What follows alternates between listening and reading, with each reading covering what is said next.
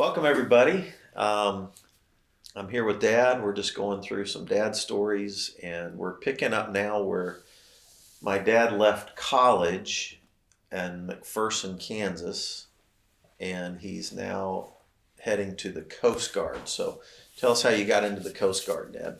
Well, my brother Jack was in the Navy in the Korean War, and I told him that I was going to join the Navy, and he told me not to join the Navy, to join the Coast Guard, because when you make rate in the Navy, you have to go against fleet-wide competition, and in the Coast Guard, you only go by, there's 17 districts, there were 17 districts when I went in the Coast Guard, and you only had to go against your district.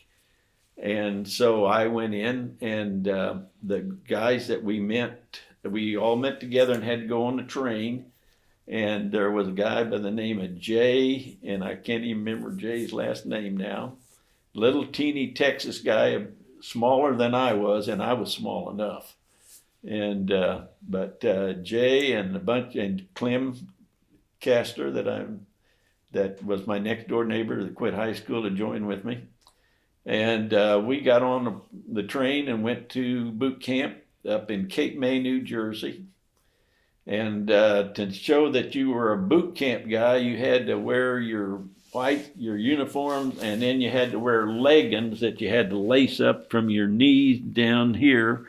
And that meant that you was nothing but a peon. Private. Yes, you know you were. You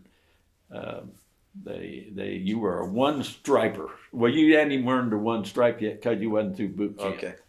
And in boot camp, they made us get out there, and they had all kinds of rowing boats out on the cement things, a huge cement deal, and they had boats setting up there, and you had to get in those boats. And there's a guy that was in there with you that was a coxswain, and you had to learn how to row even though you wasn't in the water. And you sat out there in the sun, and you had to learn to take your oar, and you had to keep your blade flat when you was bringing it back.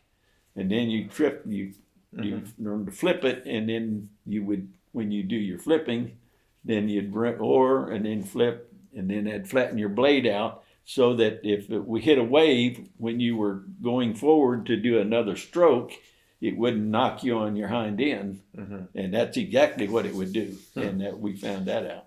But you weren't on a rowboat or anything like that. No, but that's what you dropped off of your ship when you went to rescue somebody out in the water. And what was the name of your ship that you ended up being on? The Coast Guard cutter Aurora. It was named after a Greek goddess. And there was a whole group of them. And to say that it was a modern ship would have been a lie. It was commissioned in 1931. Yeah, and how many feet was it? 165-foot air and sea rescue. I looked when we watched the movie Greyhound together. Yes, I actually looked up your boat or your ship. Yes, right? You did. And yeah, so 165-footer. There were several of these commissioned, is that right? Yeah, every one of them, there was 9 of them, for all named after some 9 Greek goddesses. Yeah, for this particular ship. And yours was docked in Savannah, Georgia. Savannah. Mm-hmm. And so that's where you ended up getting stationed, in Savannah. In Savannah, Georgia. I put in for 16 transfers and never got a 1. That's true. The Midwest kid is that was in Georgia. That was one of the few things that I learned. The biggest river I'd ever seen was that little Arkansas River I played on. Mm-hmm. And then when I went there, I got seasick the day we left Miami, which we sent to Miami and cleaned up we had to clean out the bilges on the boat because we were going to stay out at sea for quite a while and build Loran sites, which is what you would call now the deals in the sky.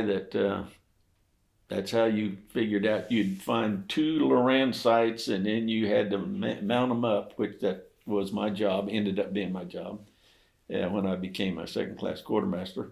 And you plotted your course with those, and that told you where you were at in the middle of of the ocean. Okay. And it was pretty accurate. It was within about a half a mile, they said. But of course, now GPS just makes it so much easier now than you just go in, push the buttons, and that's it. They don't even have Loran sites anymore.